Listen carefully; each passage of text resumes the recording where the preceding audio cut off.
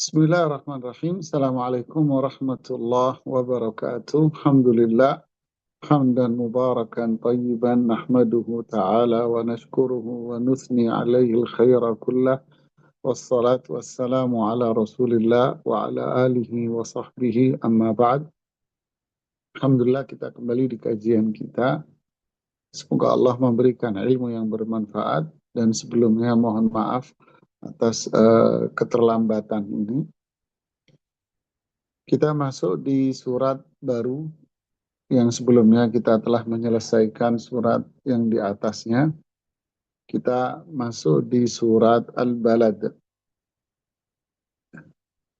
Surat Al-Balad ini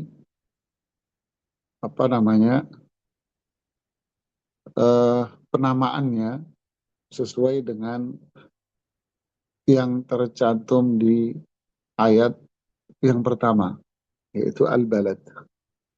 Ya, seperti yang di ayat yang pertama, demikianlah penamaan dari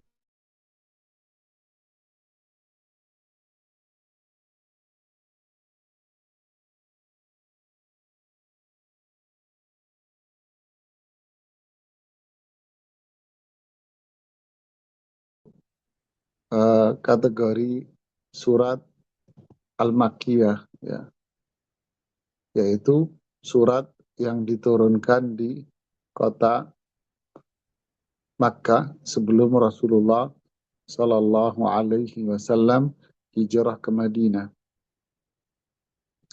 Surat Al-Balad berisi tentang sumpah Allah tentang kota Makkah, yang menjelaskan tentang keutamaan kota Makkah tentunya, ya, keutamaan kota Makkah, dan juga bicara tentang keutamaan kenikmatan-kenikmatan yang Allah jelaskan kepada manusia semuanya. Lalu munculnya manusia-manusia yang tidak beriman kepada Allah Subhanahu wa Ta'ala.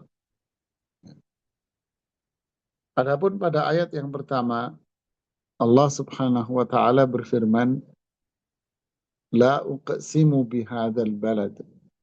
Ini adalah qasam. Qasam itu artinya dalam bahasa Arab maknanya sumpah.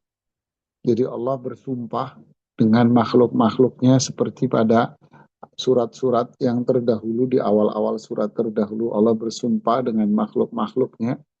Tentu Allah tidak akan bersumpah kecuali dengan sesuatu yang mulia. Ya, Allah tidak akan bersumpah kecuali dengan yang mulia.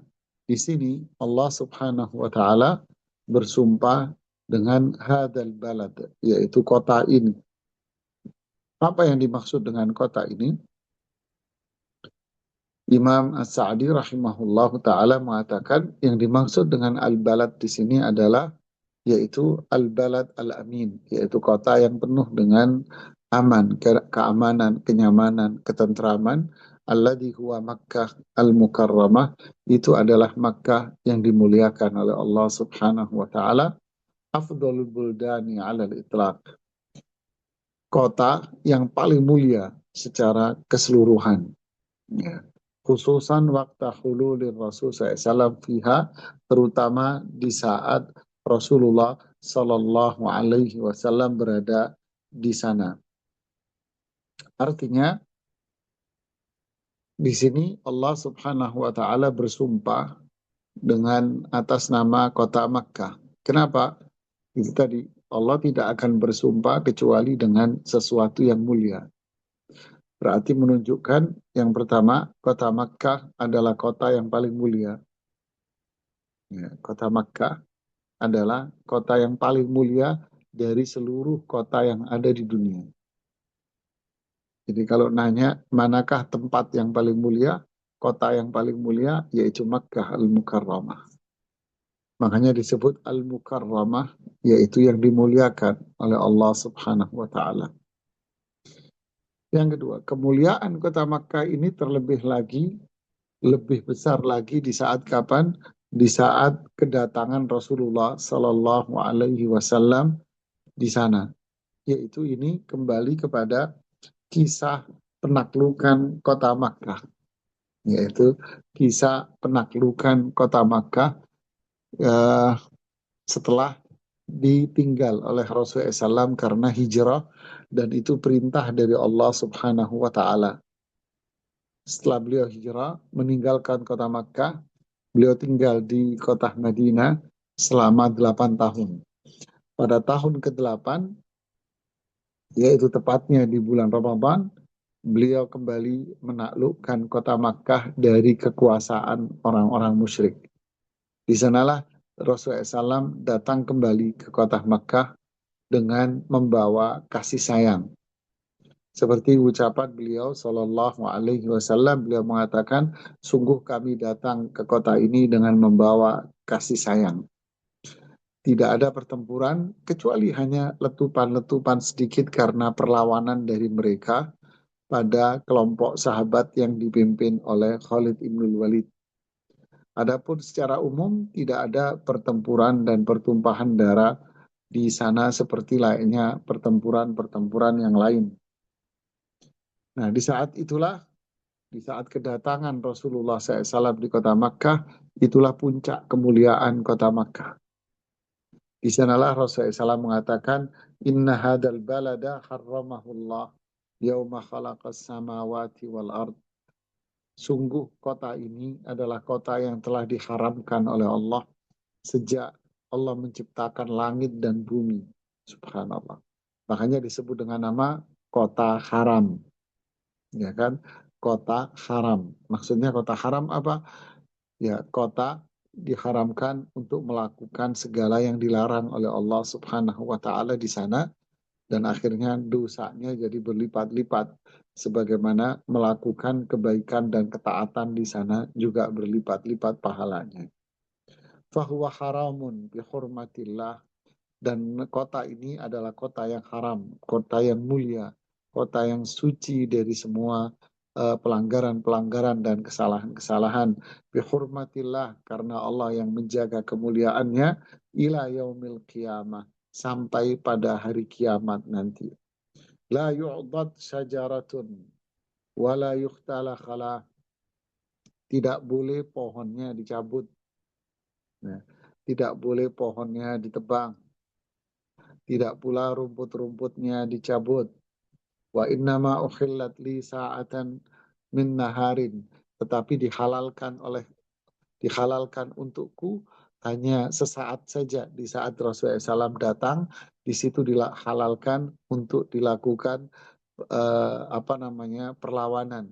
Rasulullah SAW kan datang untuk kasih sayang, tapi di sana ada letupan-letupan pertempuran karena perlawanan dari mereka.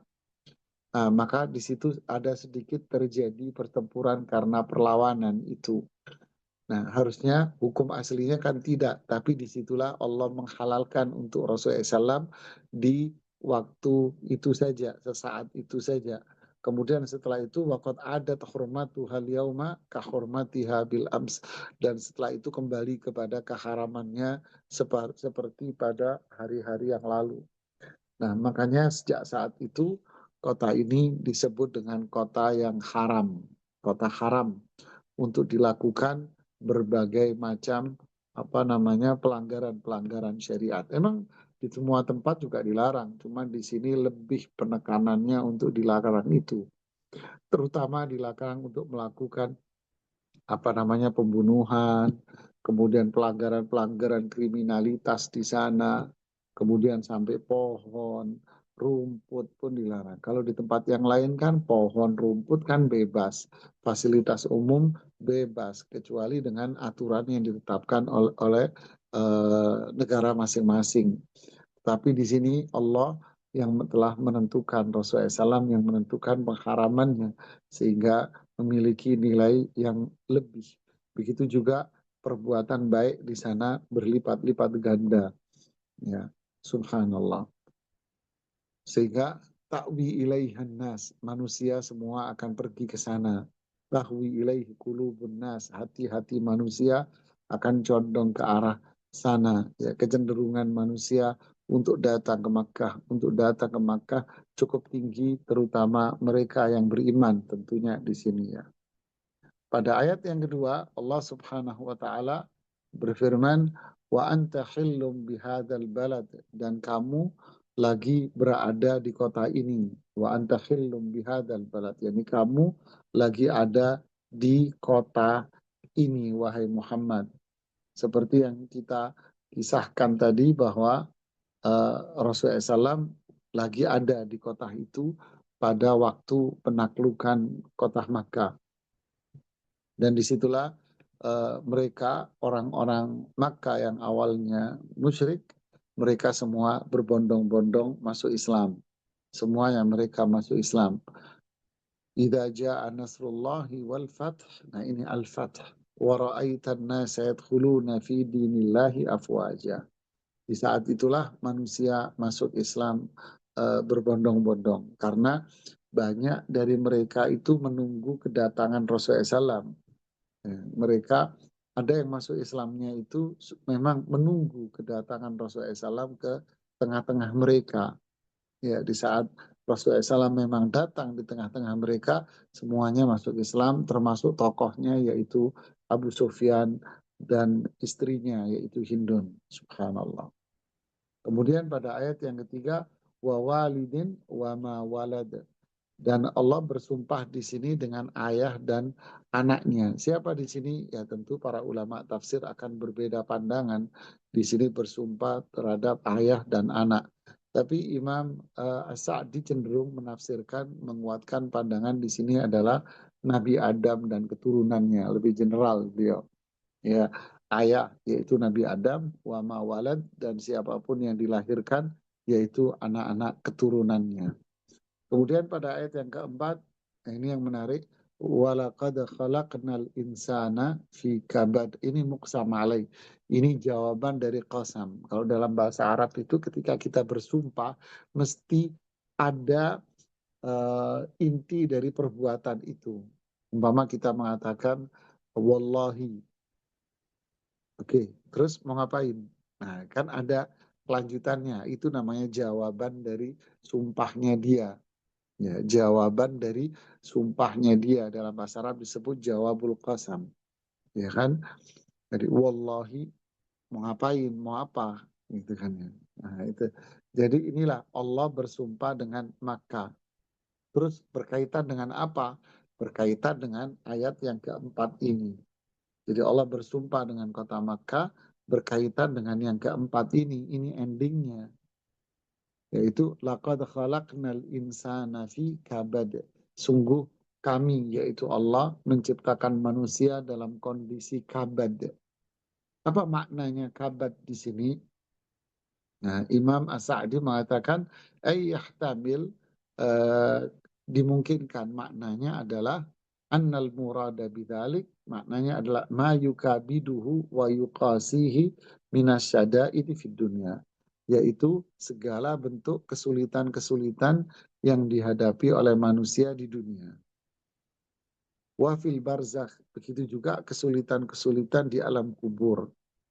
Wa yauma yaqumul ashhad, dan juga kesulitan-kesulitan yang akan dihadapi manusia di saat bangkit dari kuburnya. Wa annahu yanbaghi lahu an yas'a, oleh karena itu manusia diharuskan untuk melakukan amalan-amalan yurihuhu min hadhihi syada'id. Melakukan amalan-amalan yang bisa meringankan kondisi dia, meringankan kesulitan-kesulitan dia di dunia, kesulitan dia di alam kubur, kesulitan dia di akhirat nanti. Lakukanlah amalan-amalan ini yang bisa meringankan kesulitan-kesulitan kita dan memberikan kenyamanan pada diri kita. Wa yujibulahul farah wasururud daim, yang pada akhirnya bisa memberikan kebahagiaan yang abadi buat dia. Wa in lam yaf'al, jika dia tidak melakukan itu, fa innahu la yazalu yukabidul adzab asyadid abadal abidin. Jika dia tidak melakukan amalan ini, maka dia hidupnya akan penuh dengan kesulitan, ditambah dengan kesulitan, ditambah dengan kesulitan, dan seterusnya selama-lamanya. Ini makna yang pertama. Artinya, laqad khalaqnal insana fi kabad. Maksudnya, manusia ketika dia berada hidup di dunia, ketika dia wafat, ketika berada di akhirat, semua akan berada dalam kesulitan, kesulitan, kesulitan, kesulitan. Kita di dunia akan banyak mengalami problem, masalah, problematika, apapun itu, dari mana saja sumbernya. Baik dari dalam diri kita sendiri, problem pada keluarga kita, istri, suami, anak-anak, problem pada usaha, dagang, pekerjaan, masalah keuangan, problem pada tetangga, problem pada teman, problem pada lingkungan, masyarakat. Semua ini adalah masalah-masalah setiap hari. Ya, setiap hari masalah, setiap hari masalah, setiap hari masalah. Belum lagi ketakutan manusia atas apa yang akan terjadi.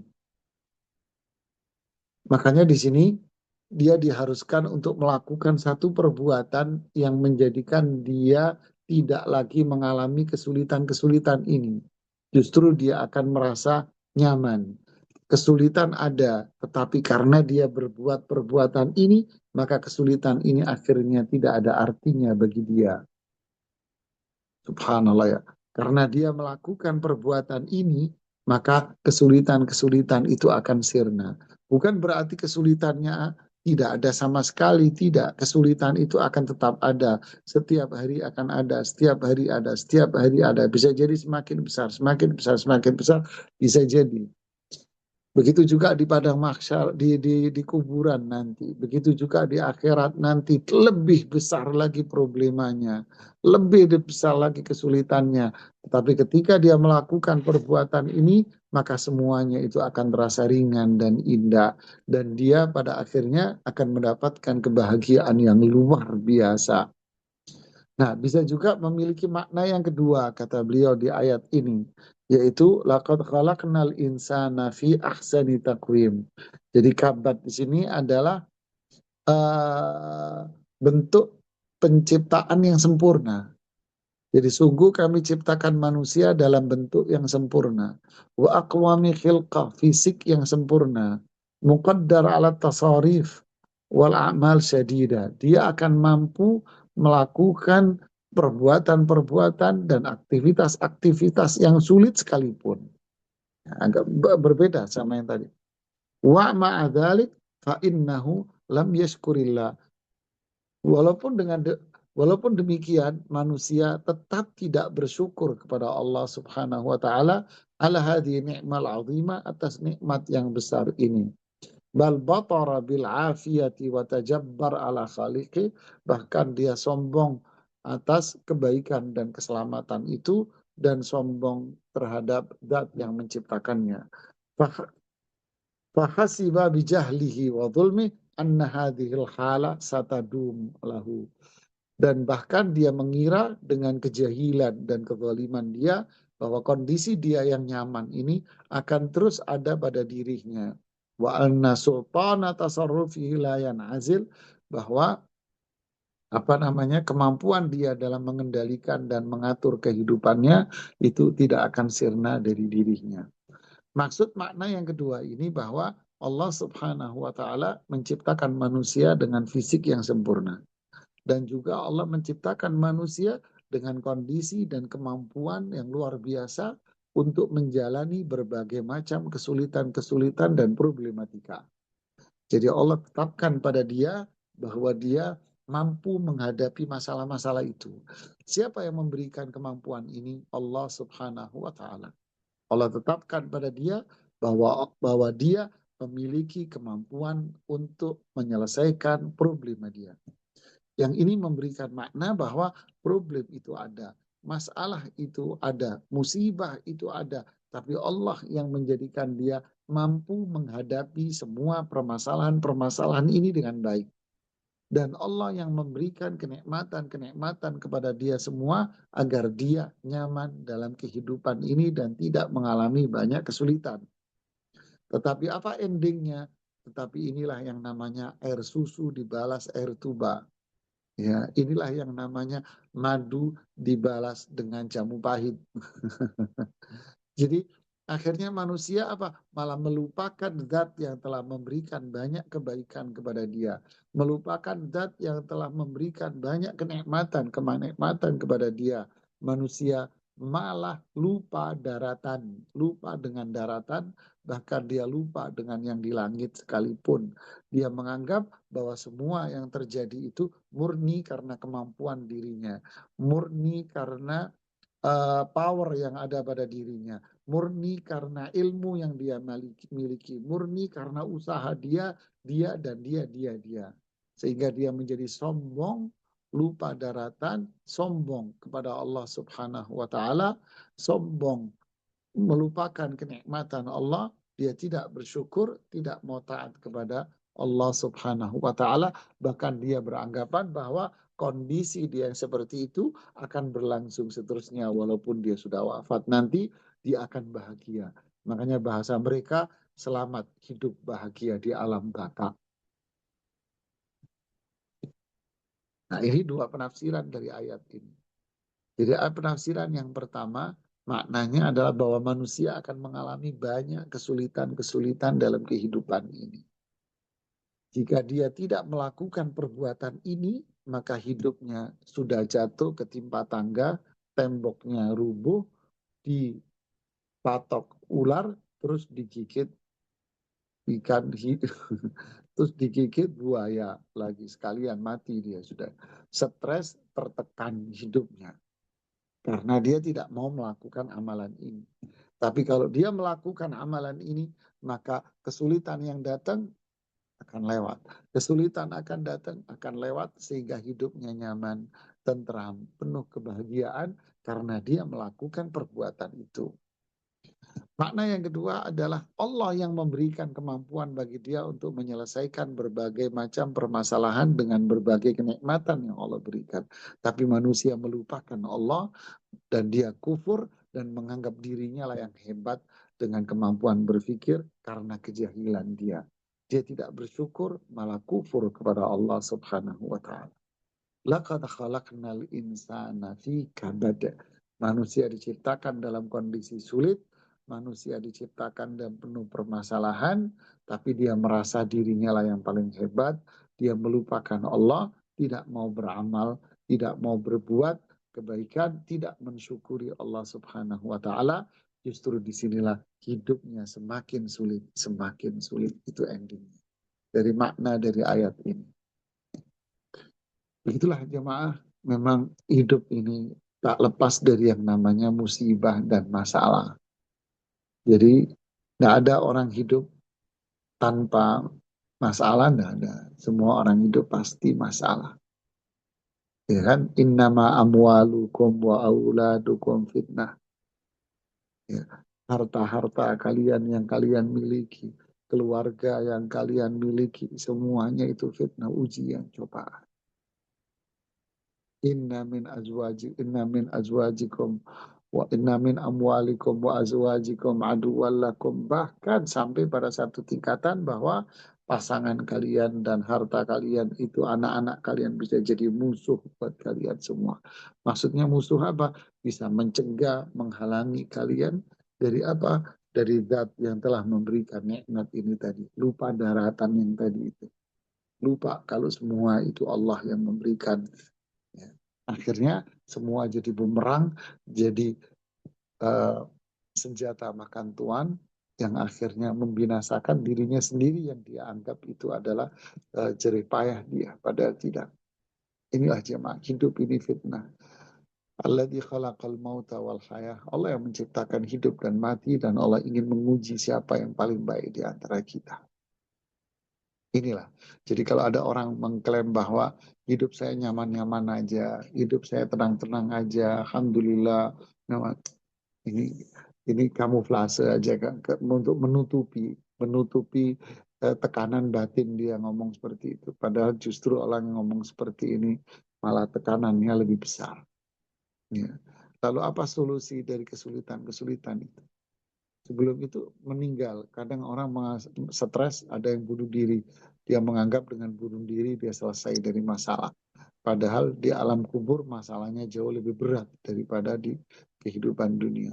Di akhirat jauh lebih berat lagi. Lalu apa yang bisa menyelamatkan kita, dan siapa yang bisa menyelamatkan? Yaitu Allah Subhanahu wa taala. Bagaimana caranya? Dengan melakukan satu perbuatan-perbuatan yang dengan perbuatan itu kita bisa nyaman. Apa itu perbuatan ini? Iman, ketakwaan, amal saleh, mencintai apa yang dicintai oleh Allah dan Rasulnya, membenci apa yang dibenci oleh Allah dan Rasulnya, berusaha melakukan apapun yang diperintahkan Allah dan Rasulnya, meninggalkan semua yang dilarang oleh Allah dan Rasulnya, maka semua itu akan menjadi ringan dan itu pasti akan mendatangkan kebahagiaan. Itulah penangkal dari berbagai macam musibah dan itulah yang meringankan diri kita dari berbagai macam permasalahan. Dan itulah bentuk syukur seorang hamba kepada Allah Subhanahu wa Ta'ala. Kalau seseorang nggak melakukan itu, sepinter apapun dia, manusia umpamanya dia kuliahnya sudah yang sudah tinggi, mungkin sudah S3, atau dari sisi dunia mungkin dia sudah kaya, sukses. Apakah dia seperti kata orang, hidup dia sudah bahagia? Kalau bahasa bapak-bapak di komplek, gimana Pak anaknya Pak? Alhamdulillah anak saya sudah jadi orang. Katanya, doain ya, yang ini belum jadi orang. Nggak tahu ya, belum ganti kulit rupanya yang ini Pak, belum jadi orang. Itu kan obrolan bapak-bapak di komplek kan selalu gitu ya. Doain anak saya yang ini belum jadi orang gitu, nggak tahu belum jadi apa. Ini kan unik ya, menilai kebahagiaan itu dengan itu ya. Padahal justru itulah letak stresnya orang di sana, tekanan batin, risau dan sebagainya sehingga dia melakukan bentuk-bentuk pengamanan. Apa itu pengamanan terhadap dirinya? Asuransi diri. Pengamanan terhadap rumahnya, asuransi rumah. Pengamanan kepada kendaraan, asuransi kendaraan. Pengamanan terhadap bisnis dia, pengamanan sampai wajahnya pun diasuransikan. Anaknya, masa depan anaknya juga diasuransikan. Semuanya diasuransikan. Kenapa bisa demikian? Itulah orang kafir karena dia tidak beriman sama Allah Subhanahu wa Ta'ala. Duitnya pun yang sudah dimiliki ditaruh disimpan. Kalau mau keluar nggak mau pakai duitnya. Kalau mau belanja apapun pakai duitnya orang lain, alias tukang gesek, yaitu kartu ajaib, kartu Aladin. Uangnya sendiri nggak mau dipakai. Dia mau pakai duitnya orang. Kenapa? Buat safety dia gitu. Dan kalau mau bisnis pun tidak mau pakai hartanya sendiri, tetapi pakai hartanya orang alias pinjaman. Begitulah ketakutan demi ketakutan yang pada akhirnya menjebak dirinya berada dalam kubangan-kubangan kenistaan yang luar biasa. Stres sendiri dengan konsep kapitalis yang ada pada dirinya. Na'udzubillah, thumma na'udzubillah. Sulit dia akan keluar dari sana. Pada akhirnya semua jadi musuh. Hartanya dia juga jadi bumerang buat dia. Anak-anaknya kalau sudah gede juga gak akan kenal sama bapaknya. Kalau sudah tua, bapaknya ditaruh di panti jompo. Begitulah seterusnya. Kalau malam juga pada akhirnya stres, akhirnya kalau malam mabuk untuk menghilangkan stres, musik akhirnya jadi tempat mereka untuk cari hiburan katanya. Dan seterusnya, dan seterusnya. Inilah gaya model manusia-manusia yang stres. Karena tidak ada yang bisa meringankan problem dia. Tidak ada. Tapi mereka yang beriman kepada Allah, problemnya dia ada. Permasalahan dia ada. Tapi dia membuka ventilasi-ventilasi jendela-jendela iman dan amal saleh. Sehingga pengapnya udara itu akan hilang pada dirinya. Sehingga dia akan senantiasa tersenyum ceria, cerah ceria seolah-olah tak ada masalah. Ajaban di amril mu'min. Inna amrahu kullahu khair. Menakjubkan orang yang beriman, semua urusan dia itu menjadi indah dan mulia. In asabat dharra, kalau dia mendapatkan keburukan, dia akan bersabar, tegar, tetap senyum. Dia akan mengatakan semua ini datang dari Allah. Toh kita juga akan balik. Ketentuan Allah itu adalah pilihan yang terbaik buat saya. Kalau dia mendapatkan kebaikan, dia tambah menjadi orang yang mulia. Apapun yang menimpa dia, karena dia iman, karena dia amal saleh, maka dia membuka jendela-jendela ventilasi sehingga pengap-pengapnya kehidupan akan cepat hilang dari dirinya. Begitulah yang di alam kubur, dan begitulah di akhirat nanti. Allah akan memberikan kemudahan-kemudahan pada diri. Adapun tipe yang pertama, manusia yang nggak tahu diri, merasa dirinya hebat, merasa dirinya super, merasa dirinya mampu menggapai dunia, menggapai cita-cita dunia yang sulit untuk dia kuasai sendiri. Apa? Mereka prinsipnya ini yang ada di benaknya yang di ayat yang kelima. Ayahsabu an la yaqdira alaihi ahad. Apakah dia mengira bahwa tidak ada seorang pun yang mampu melebihi dirinya? Ya. Apa maknanya? Ay wa yadgha wa yaftakhir bima anfaqa minal amwal ala syahawati nafsi. Artinya ini tipe manusia yang sombong, melampaui batas dengan harta yang dia miliki untuk memenuhi kehidupan, untuk memenuhi syahwatnya. Ya. Ayah sabul insanu, ya. Allah yaqdira alaihi ahad. Ya. Apakah dia manusia itu mengira bahwa tidak ada seseorang pun yang mampu untuk apa namanya yakdir alaihi ahadun, tidak ada seorang pun yang mampu untuk apa, untuk mencegah dirinya, untuk menguasai dirinya, untuk menahan dirinya, untuk menghancurkan dirinya, nggak mampu. Imam Hasan Al-Basri mengatakan seperti dinukil oleh Imam Ibnu Katsir, maksudnya adalah ayahsabu an la yaqdira alai ahadun ya'khudhu mala. Apakah dia mengira bahwa tidak ada seorang pun yang mampu untuk mengambil hartanya, menjadikan dirinya itu bangkrut, menghalangi semua keinginan dia. Imam Qatadah mengatakan Ibnu Adam yadhun Allah yus'al an hadzal mal. Manusia mengira bahwa dia di akhirat tidak dipertanyakan lagi oleh Allah tentang hartanya. Dari mana kamu peroleh dan buat apa? Inti ayat ini apa? Manusia merasa dirinya itu super. Dia merasa dirinya super. Kalau dia itu seorang sarjana, strata, profesor, dia merasa bahwa tidak ada seorang pun yang bisa menghalangi pandangan-pandangan dia sendiri karena kepintaran dia. Kalau dia pengusaha, tidak ada seorang pun yang mampu menghalangi semua keinginan dan obsesi dia untuk berbisnis dan untuk menguasai dunia bisnis. Kalau mereka orang yang berduit, dia merasa bahwa tidak ada siapapun yang menghalangi keinginan dia dengan hartanya itu. Makanya Imam Sa'di mengatakan ini adalah kesombongan dia. Dia merasa dengan uangnya dia mampu melakukan apapun. Nah ini bahasa sekarang. Ya, dengan hartanya dia merasa mampu melakukan apapun. Siapa lu gitu ya? Siapa Anda? Duit-duit saya kok. Ya kan? Duit-duit saya, punya-punya saya. Siapa kamu ngomong begini-begini? Punya-punya saya. Dia mengira bahwa tidak ada yang bisa menghalangi dirinya untuk memuaskan hawa nafsunya dia. Tidak ada. Ada lagi yang mengatakan dia mengira bahwa dia akan bebas dengan harta yang dia miliki. Dia akan mati dengan kebebasan, dengan enjoy, nikmati dunia Anda. Dia mengira itu. Sungguh tidak. Dia akan mati nanti ditanya dari mana harta yang kamu peroleh dan buat apa kamu gunakan harta itu. Artinya ayat ini bermakna apa? Bermakna ini loh kondisi manusia yang kufur kepada Allah. Dan ini bermakna ancaman, hati-hati kamu manusia yang merasa diri kamu hebat. Hebat dengan pendidikan, hebat dengan hartanya, hebat dengan bisnisnya, hati-hati kamu.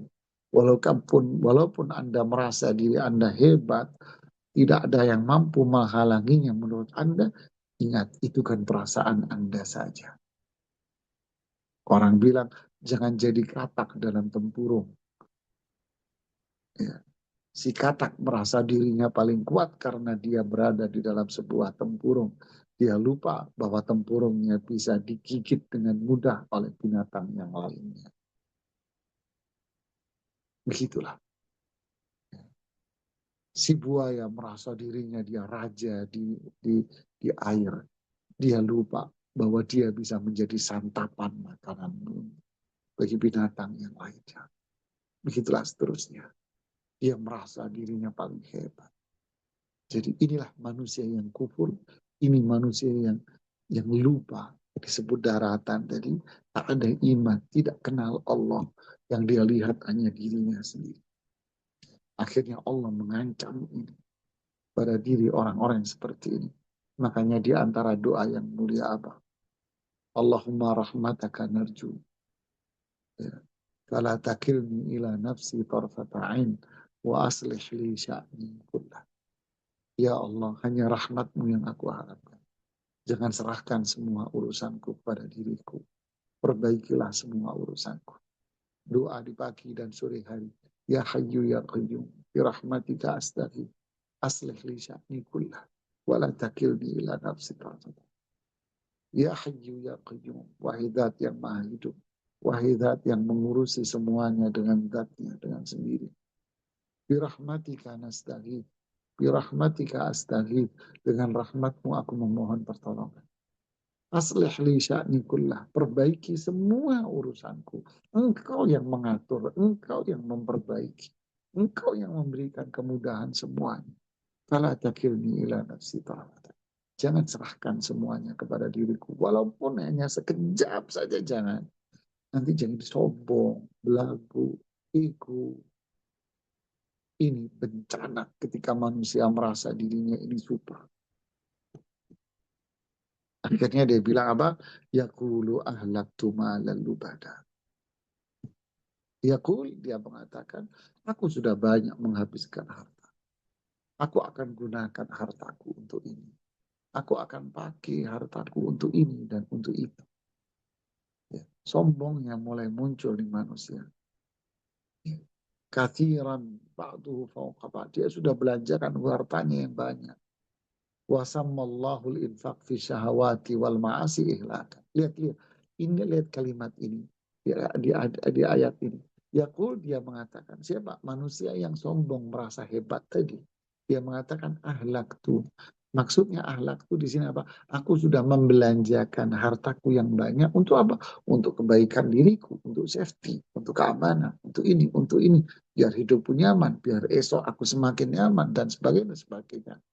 Allah sebut membelanjakan hartanya si fulan digunakan dengan diksi ahlaktu, tidak menggunakan kata anfaktu. Apa bedanya? Kalau anfaktu saya nafkahkan harta saya. Tapi kalau ahlaktu sebetulnya bukan maknanya nafkahkan. Maknanya apa? Aku hancurkan hartaku. Aku binasakan hartaku. Lihat. Makanya Imam Sa'di mengatakan Allah menyebut nafkah atau Allah menyebut membelanjakan harta untuk hawa nafsu dan maksiat disebut dengan diksi ihlak, yaitu kehancuran. Maksudnya apa? Bahwa seseorang yang menggunakan hartanya untuk maksiat, seseorang yang menggunakan hartanya untuk kepentingan hawa nafsu, maka itu bukan membelanjakan, tapi itu adalah menghancurkan harta dan dirinya sendiri. Saya ulang. Di sini Allah menyebutkan diksi akhlak tu yang memberikan makna menghancurkan dirinya sendiri. Bukan membelanjakan. Walaupun maknanya membelanjakan secara umum, tapi spesifik Allah menggunakan kata akhlak tu halak, kehancuran. Jadi seseorang yang menggunakan hartanya untuk kepuasan hawa nafsu, membelanjakan hartanya untuk maksiat, maka sebetulnya dia menghancurkan hartanya dan menghancurkan dirinya dan keluarganya. Kenapa? Li'annahu la yantafi'ul munfiq bima anfaq. Karena dia tidak mendapatkan manfaat apapun dengan membelanjakan hartanya itu. Wala ya'udu ala alaihi min infaqihi ila nadam wal khasara wa ta'ab wal qillah. Dan tidak akan ada kebaikan apapun yang kembali kepada dirinya kecuali apa? Penyesalan, kerugian, capek, dan habis hartanya. Habis. Makanya stres, habis itu dia stres, pusing. La kaman anfaqa fi mardatillah. Tentu ini akan bertolak belakang, kata Imam Sa'di, dengan mereka yang membelanjakan hartanya di jalan yang diridhoi oleh Allah. jalan-jalan kebaikan. Apa? Maka dia telah dagang sama Allah. Diganti sama Allah. Melahirkan kebaikan-kebaikan buat dia dan keluarganya. Ketenangan batin, kenyamanan, tumak nina. Tak ada stres di sana. Sungguh ini sebuah perbedaan yang sangat jauh antara langit dan bumi. Makanya disebut ahlak tumalan. Saya menghancurkan hartaku, membinasakan hartaku dan diriku sendiri karena aku gunakan untuk kemaksiatan. Kalau istilah orang Jakarta, harta yang nggak benar, yang haram, dikasih setan, dimakan iblis, katanya orang Jakarta itu. Dikasih setan, dimakan iblis. Ya, dikasih maling, dimakan sama garong. Ya, sudah itu. Akhirnya apa? Muter dalam lingkaran itu. Kebinasaan-kebinasaan. Nah, orang yang seperti ini, justru dialah yang merasa dirinya membusungkan dada, mengangkat dadanya, mengangkat kepalanya, merasa dirinya ini dan itu. Padahal sebetulnya inilah manusia-manusia yang gak tahu diri, justru dia fi kabad, hidupnya penuh dengan sulit, susah, capek, dan sebagainya. La haula wala quwata illa billah.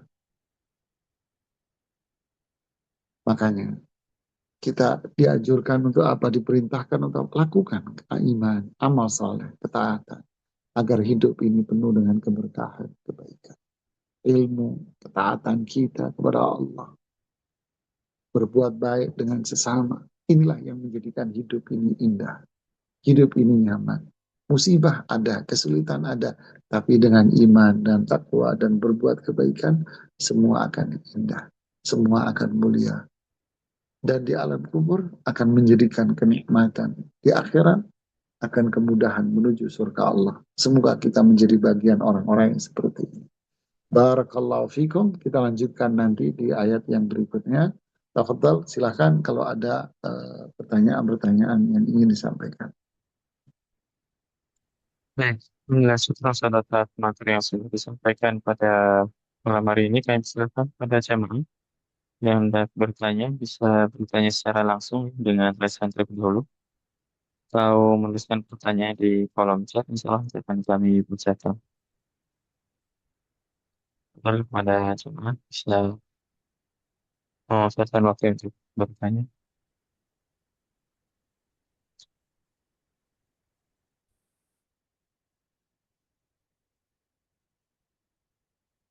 Ya, silakan kalau ada yang mau nanya.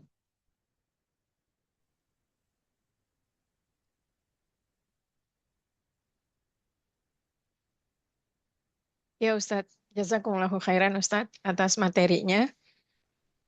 Yang mau ditanyakan Ustadz, di akhirat nanti orang tua itu rela memberikan keturunannya, istrinya dan hartanya untuk menebus dirinya. Apakah sebenarnya orang tua itu tidak sayang sama anaknya Ustadz? Seperti misalnya kalau di dunia ini kan kita tahu orang tua sayang kepada anaknya, bahkan terkadang melebihi apapun. Bagaimana penjelasan ini ya Ustadz? Karena ini sebenarnya ditanyakan oleh anak saya yang usianya menjelang dewasa Ustadz. Mohon nasihat Ustadz. Jazakumullahu khairan. Ya, barakallahu fiik. Sebelum menjawab itu sebetulnya kisah itu yang Allah sebutkan di surat Ma'arij, ya, yawaddul mujrimu lau yaftadi min azabi yaumi idzin bibani wa sahibatihi wa akhi wa fasilatihi allati tuwi wa man fil ardi jami'an summa yunji kallah. Mereka, siapa ini yang dimaksud mereka yang mau mengorbankan keluarganya ini? Allah mengatakan di surat Ma'arij ini, ayat 11, yawaddul mujrim. Orang-orang mujrim. Orang-orang yang penuh dengan kejahatan. Siapa mujrim ini yang penuh dengan kejahatan? Orang kafir, orang musyrik, orang yang bergelimang dalam dosa besar dan dia wafat, dia tidak bertaubat kepada Allah. Ketika dia melihat waji'a yauma idzin bi jahannam, neraka jahanam sudah dibuka sama Allah untuk dia. Neraka jahanam sudah didekatkan di hadapan dia, sudah terpampang di depan dia. Lalu dia ingin mengorbankan semuanya untuk menyelamatkan dirinya. Jadi yang pelaku ini siapa? Al-mujrim, orang kafir, orang syirik, orang yang gelimang maksiat dosa besar. Dia akan rela mengorbankan siapapun. Ya, anaknya pun dikurbani. Istrinya atau suaminya, saudaranya akan dikorbanin semua untuk keselamatan dirinya. Inilah orang-orang itu. Apakah mereka akan, nah pertanyaan berikutnya, apakah mereka benar akan melakukan itu? Tentu tidak mungkin. Tidak mungkin itu akan terjadi. Itu kan cuma ungkapan mereka saja, bahwa gambarannya mereka ingin menyelamatkan diri mereka dari azab dengan cara apapun, kalau perlu. Nah, mereka ingin selamat dari azab itu. Tapi itu tidak mungkin. Artinya mereka tidak akan bisa selamat dari azab. Aina tadhabun? Kalla la wazar. Ila rabbika yauma idzinil mustaqar, di surat Al-Qiyamah. Gak mungkin kalian itu kabur, mau lari kemana? Gak mungkin, semua akan kembali kepada Allah. Jadi itu gambaran apa yang terjadi. Nanti pada hari kiamat, pada mereka-mereka ini yang ingin selamat dari azab, tapi mereka tidak akan bisa selamat dari azab itu. Ya, kemudian di dunia ini juga menggambarkan, di dunia juga sebetulnya mereka kalau dalam kondisi kepepet, dia akan memilih dirinya sendiri. Orang-orang seperti ini, orang kafir, orang pelaku dosa besar, ngomong sayang-sayang, itu kan dalam kondisi mereka nyaman. Tapi coba kalau dalam kondisi kepepet, dia akan mementingkan dirinya sendiri. Coba aja lihat di wilayah negara-negara kafir itu. Kalau sudah gede, apakah dia masih perhatian dengan keluarganya? Tidak. Orang tuanya taruh panti jompo. Nggak diurusi. Tapi kalau orang beriman, justru itu kesempatan saya untuk mendapatkan kebaikan. Cobalah. Ini kan gambaran. Sebetulnya apa yang Allah kisahkan di akhirat itu, itulah gambaran di dunia. Bahwa inilah mental orang-orang yang hatinya kotor dengan kemaksiatan. Jadi kesimpulannya, jangan kita jadi seperti mereka. Penyesalan-penyesalan yang tak ada gunanya. Makanya ini dikisahkan oleh Allah semua. Untuk apa? Agar kita mengambil pelajaran dan mengambil jalan yang terbaik dalam kehidupan ini. Jangan kayak mereka. Jadi kita orang yang beriman, beramal, bertakwa. Agar iman dan ketakwaan kita yang menyelamatkan kita nanti. Dan dialah orang-orang yang benar-benar sayang sama keluarganya. Wallahu a'lam. Berikutnya. Ya Ustadz, ini mohon nasihat Ustadz. Ada yang sedang mempertimbangkan situasi dan kondisi yang sekarang. Assalamualaikum warahmatullahi wabarakatuh. Assalamualaikum.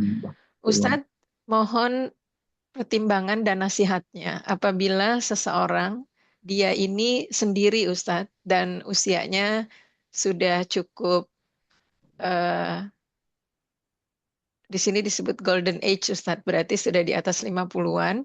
Dia bekerja dan dia mengumpulkan uang, sebagian dikumpulkan untuk dibangun rumah di Indonesia Ustadz, dan rumahnya ini nantinya untuk disewa-sewakan sebagai tabungan untuk membantu keluarga, dan untuk kalau dia meninggal, dia minta sama keluarganya sebagian disisihkan untuk sedekah dia ketika nanti kalau dia sudah meninggal. Apakah yang seperti ini diperbolehkan Ustadz? Atau bagaimana nasihat Ustadz?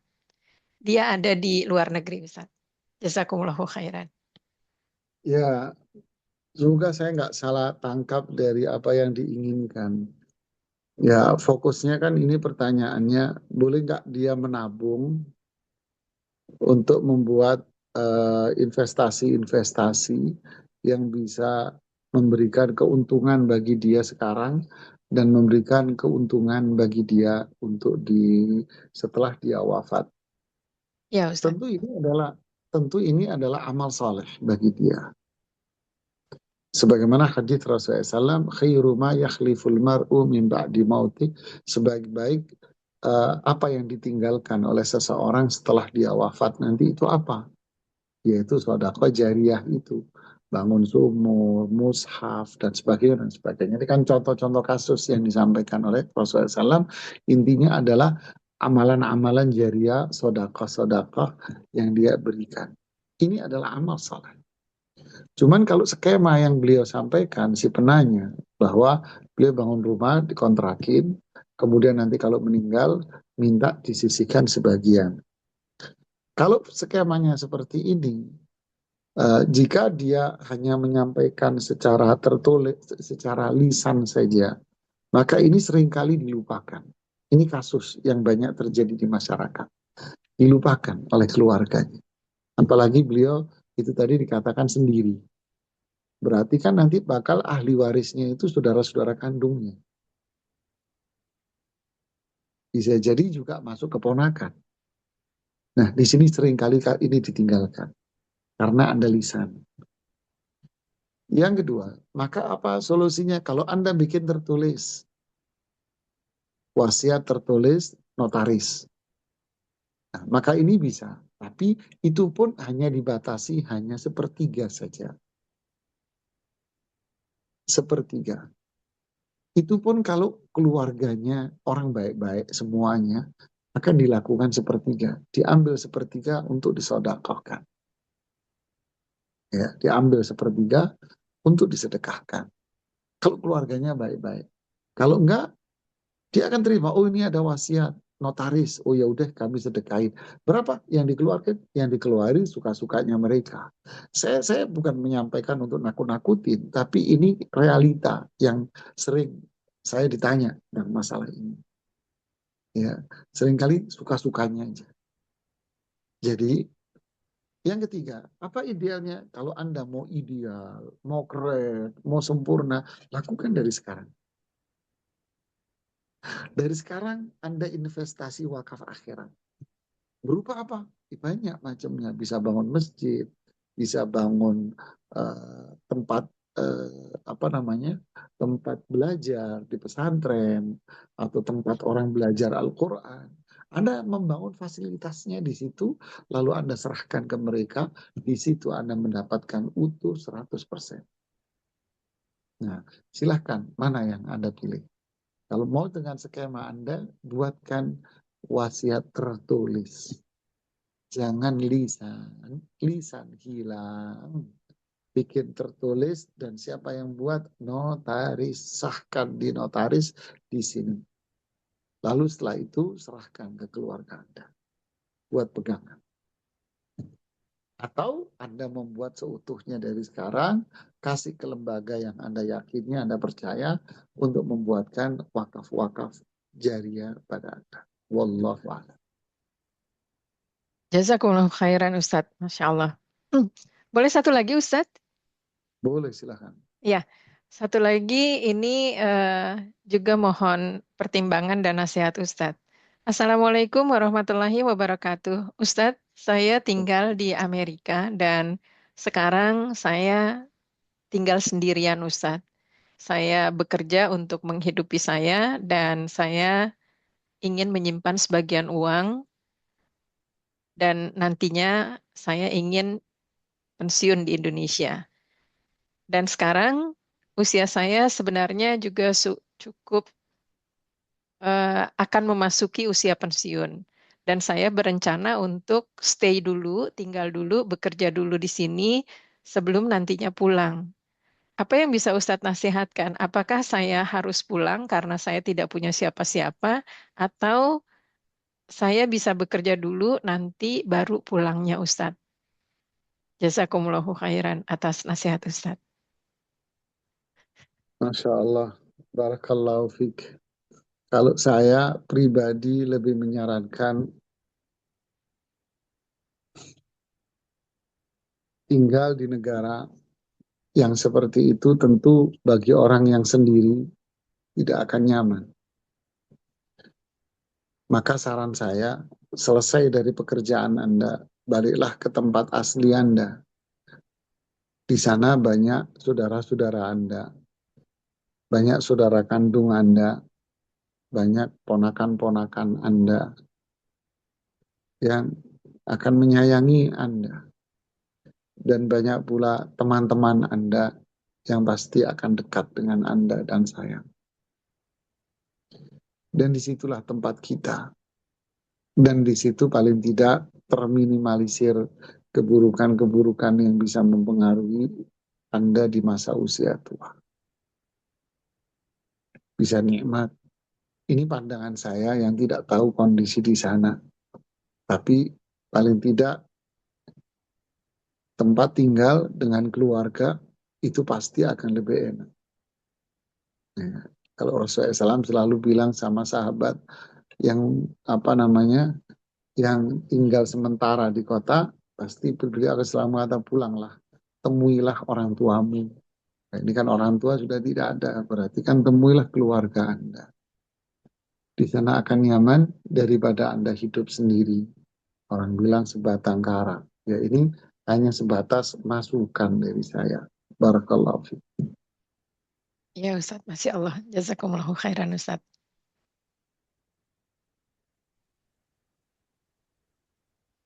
Dan syukur Ustaz atas jawabannya. Saya ucapkan jika masih ada yang bertanya.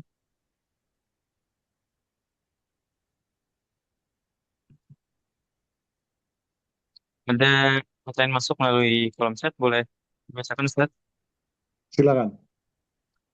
Baik. Bismillah, izin bertanya tentang membaca sholawat pada pagi hari dan sore hari sebanyak 10 kali setelah zikir pagi dan petang. Mohon penjelasannya Ustaz. Jazakallahu khairan. Ya, barakallahu fiik. Itu termasuk zikir-zikir yang diajarkan oleh Rasulullah Sallallahu Alaihi Wasallam, bagian dari zikir pagi dan sore, dan juga kita dianjurkan untuk memperbanyak sholawat setiap saat. Terutama kita mendengar nama Rasulullah disebut, maka kita ucapkan Sallallahu Alaihi Wasallam. Ya, memperbanyak sholawat kepada Rasul SAW itu adalah amalan saleh. Man shalla alayya salatan sallallahu alaihi biha asyara. Siapa yang salawat kepada Rasulullah sallallahu alaihi wasallam satu kali saja, maka Allah akan bersalawat kepada dia. Allah akan bersalawat sama dia. Bagaimana bentuknya? Ya Allah akan bersalawat. Tentu itu adalah rahmat dan kasih sayang Allah yang begitu besar kepada hambanya. Jadi kita perbanyaklah salawat kepada Rasulullah Sallallahu Alaihi Wasallam. Ya, Syukur Ustaz atas jawabannya. Monggo jika masih ada yang mau bertanya.